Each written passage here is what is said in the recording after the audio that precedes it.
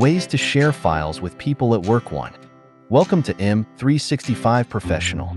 With Microsoft 365, you can share your work files and folders in several different ways. Let's take a look. To share a document with specific people from within an app, such as Microsoft Word, select Share. Then Share. Again. Enter the name or email address for the people you want to share the file with and select them.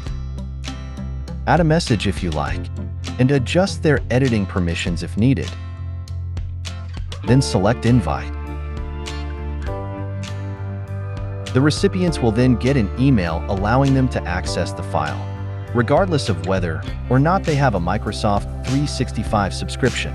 To share a file in an email, chat, or message, select Share. Then copy link.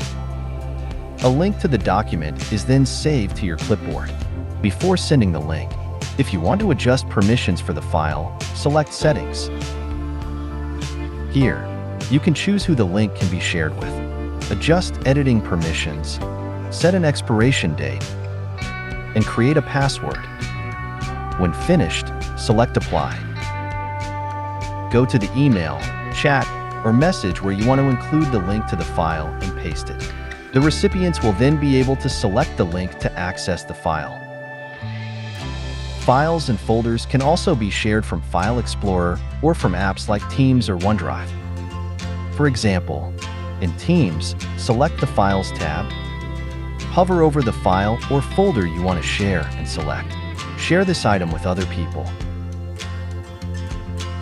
Enter recipients and choose Send, or select Copy Link if you want to share the link in an email, chat, or message. Thanks for watching. Don't forget to subscribe. M365 Professional. Check out more content here.